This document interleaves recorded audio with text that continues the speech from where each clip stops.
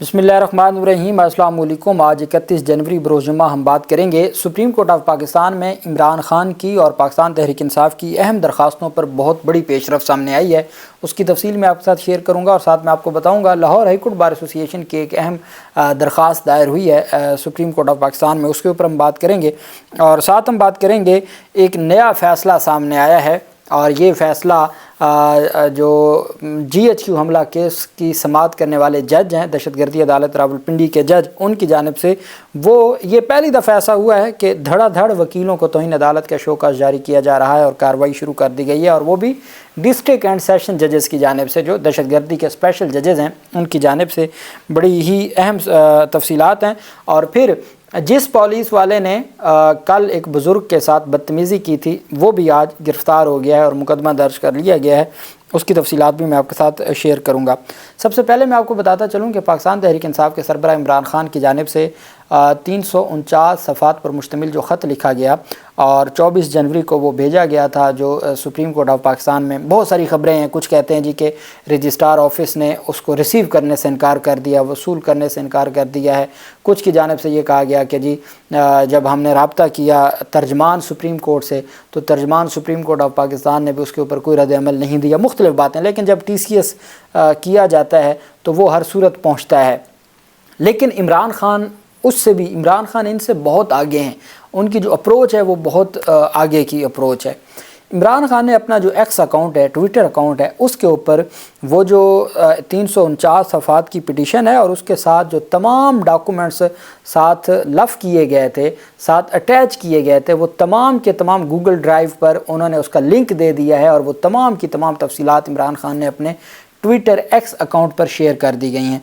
अब दुनिया में कोई भी अगर उन 349 सफ़ात पर मुश्तमिल पिटीशन को पढ़ना चाहता है या उसके साथ जो दिए गए दस्तावेज़ात हैं, जो अटैच दस्तावेज़ात हैं, उनको देखना चाहता है तो वो इमरान खान के ट्विटर अकाउंट पर जाके उनकी जो पोस्ट है उसको देख सकता है। और वो उसमें लिंक दिया गया है गूगल ड्राइव का, जिसमें तमाम की तमाम तफसीलात मौजूद हैं। तो इमरान खान ने उस ख़त को पब्लिक कर दिया है। वो ख़त जो चीफ़ जस्टिस ऑफ पाकिस्तान को भेजा गया था, वो ख़त जो जस्टिस अमीनुद्दीन ख़ान जो कि आइनी बेंच के सरबराह हैं उनको भेजा गया था, अब उस ख़त को पाकिस्तान तहरीक इंसाफ के सरबराह ने पब्लिक कर दिया है और अब उसके जो मदरजात हैं वो भी सामने आ रहे हैं। और अब जो जुल्फ़ी बुखारी हैं या पाकिस्तान तहरीक इंसाफ के दीगर रहनुमा हैं वो फिर यूरोपियन यूनियन को भी, अक़वाम मुत्तहिदा को भी, अमरीकी मुख्तलिफ़ जो ऑर्गेनाइजेशंस हैं या बैनुल अक़वामी इदारे हैं उनको टैग करके उनको रसाई दे रहे हैं कि वो ये तमाम की तमाम तफसीलात देख सकें।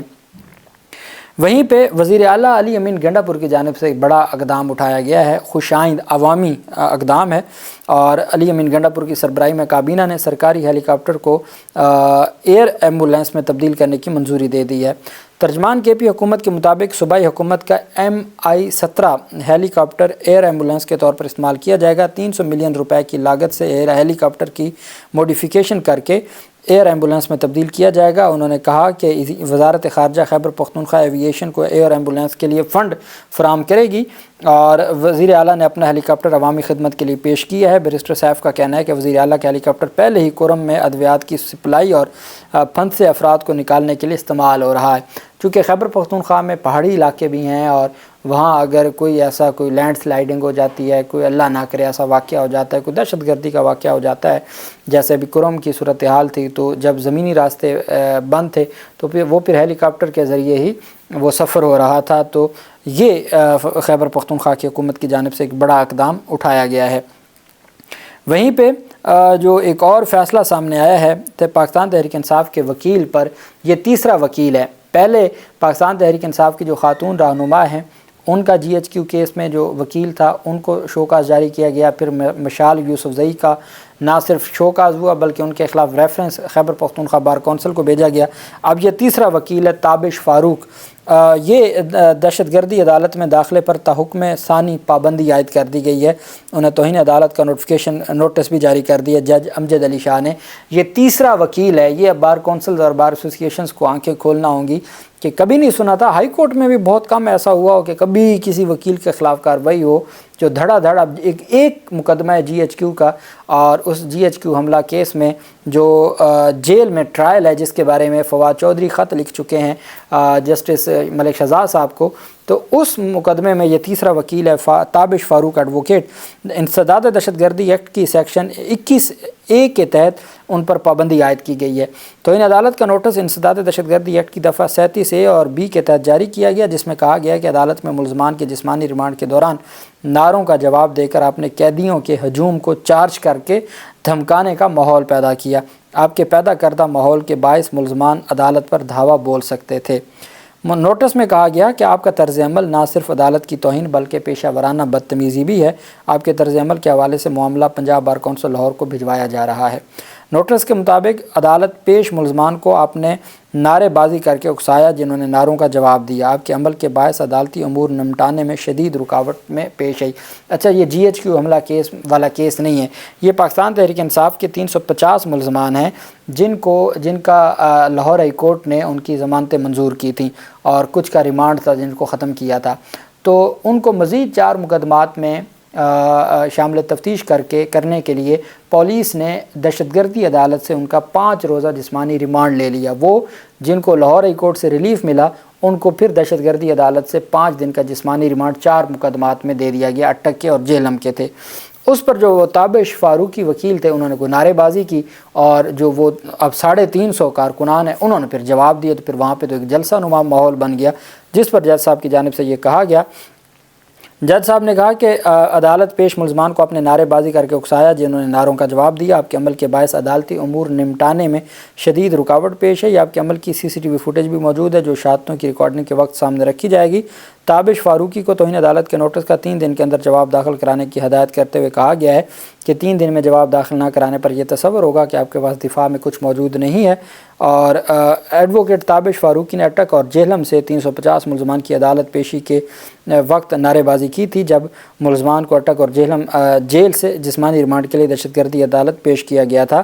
ان کے خلاف ضلع اٹک کے 6 تھانوں میں 26 نومبر کے احتجاج کے حوالے سے مقدمات درج ہیں۔ تو یہ عدالت کی جانب سے تابش فاروقی ایڈوکیٹ کے خلاف کارروائی شروع کی گئی ہے۔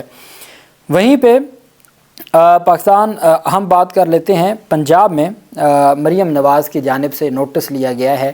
وہ جو SHO تھا جس نے کل ایک VIP پروٹوکول گزر رہا تھا، اور VIP پروٹوکول کے چونکہ پروٹوکول اب دینا ان کی مجبوری ہے۔ اب جب آپ پروٹوکول لیتے ہیں تو وہ پروٹوکول لینے کے لیے پچھلے دنوں جب وہ سیالکوٹ میں میرے خیال میں مریم نواز کا وہاں سے قافلہ گزرا تو وہ کسی بزرگ کوئی اپنا مدعا بیان کرنا چاہتا تھا یا کوئی اس کے پاس درخواست تھی جس کو پھر پیچھے دھکے دیے گئے۔ تو اب بجائے اس کے کہ VIP کلچر ختم کیا جائے، پروٹوکول ختم کیا جائے، پولیس والے نے اب پولیس والا پروٹوکول نہیں دے گا، پھر پولیس والے کی شامت آئے گی، اور وہ پروٹوکول دے گا تو پھر وہ تمام اخلاقیات کو ختم کر دے گا۔ اب پولیس والے نے جو کارروائی کی ہے اور جس طریقے سے دھکے دیے ہیں تو قابل ضمانت دفعات کے تحت مقدمہ درج کیا گیا ہے اور اس کو گرفتار کیا گیا ہے۔ اب اگر کوئی پاکستان تحریک انصاف کا ہوتا اور اتنی گستاخی کرتا تو دہشت گردی کی دفعات کے تحت مقدمہ درج ہونا تھا، لیکن یہاں دہشت گردی کی دفعات کے تحت نہیں، قابل ضمانت دفعات کے تحت مقدمہ درج ہوا ہے۔ اور پولیس آفیسر کی جانب سے شہری پر تشدد سے متعلق IG پنجاب سے رپورٹ بھی طلب کی گئی ہے، اور جس تھانے میں وہ انسپیکٹر ہے یا جو بھی اس کے پاس عہدہ ہے اسی میں اس کو گرفتار کر لیا گیا ہے۔ اور جبکہ جو RPO ہیں ملتان کے، انہوں نے اس شہری بزرگ کو بلا کے اس کو انعام بھی دیا ہے اور اس کو کمپنسیشن بھی دی ہے۔ خیر، اچھی بات ہے، اور بھلے سوشل میڈیا کی بنیاد پہ ہی کارروائی کی گئی ہے، لیکن جب تک آپ تگڑے طریقے سے ایسے لوگوں کے خلاف کارروائی نہیں کریں گے، اور میں سمجھتا ہوں سب سے بڑا ذمہ دار اس کا VIP پروٹوکول ہے اور VIP پروٹوکول کلچر ہے، جب تک وہ نہیں ختم ہوگا باقی ساری باتیں ہی ہیں۔ لاہور ہائی کورٹ بار ایسوسی ایشن نے 26ویں آئینی ترمیم کیس میں جوڈیشل کمیشن کا 11 فروری کا اجلاس رکوانے کے لیے متفرق درخواست دائر کر دی، جو اب 11 فروری سے 10 فروری کر دی گئی ہے۔ 26 ترمیم کے بعد سپریم کورٹ میں تعینات ہونے والے ججز آزاد نہیں ہوں گے۔ وہ جو سپریم کورٹ کے 8 ججز کی تعیناتی کے لیے کیا گیا ہے اس سے متعلق انہوں نے درخواست دائر کی ہے، جوڈیشل کمیشن اجلاس مؤخر کرنے کا حکم دیا جائے، یہ لاہور ہائی کورٹ بار ایسوسی ایشن کی جانب سے درخواست دائر کی گئی ہے۔ وہیں پہ پاکستان تحریک انصاف کے سربراہ عمران خان کی جانب سے آفیشیل سیکریٹ ایکٹ 2023 اور آرمی جو ایکٹ تھا 2023 جس پر عارف الوی نے دستخط نہیں کیے تھے اور اس کو بغیر دستخطوں کے گزٹ میں نوٹیفیکیشن جاری کر دیا تھا، اس کو چیلنج کیا تھا، وہ درخواست سماعت کے لیے مقرر کر دی گئی ہے۔ سپریم کورٹ اعلامیہ کے مطابق عمران خان کی آفیشیل سیکریٹ ایکٹ اور آرمی ایکٹ ترمیم 2023 کے خلاف دائر درخواست سماعت کے لیے مقرر کی گئی ہے۔ جسٹس امین الدین خان کی سربراہی میں سپریم کورٹ کا 6 رکنی آئینی بینچ 7 فروری کو سماعت کرے گا۔ عمران خان نے ستمبر 2023 میں اپنے وکلاء کی وساطت سے آفیشیل سیکریٹ اور آرمی ترمیمی ایکٹ آئین کے آرٹیکل 184 کی شق 3 کے تحت سپریم کورٹ میں چیلنج کیا تھا۔ درخواست میں صدر، وفاق اور قومی اسمبلی کو فریق بناتے ہوئے سپریم کورٹ سے استدعا کی گئی کہ آفیشیل سیکریٹ ایکٹ اور ترمیمی ایکٹ کو غیر آئینی قرار دیا جائے اور درخواست پر حتمی فیصلے تک عمل درآمد روکا جائے۔ درخواست میں موقف اختیار کیا کہ صدر مملکت سوشل میڈیا پر وضاحت کر چکے ہیں کہ انہوں نے دونوں قوانین کی منظوری نہیں دی، اس کے باوجود ان کو اور اس میں یہ اختیار دیا گیا خفیہ اداروں کو کہ بغیر وارنٹ کے کسی بھی گھر میں گھس کر تلاشی لینے کا اختیار دینا یہ غیر آئینی ہے۔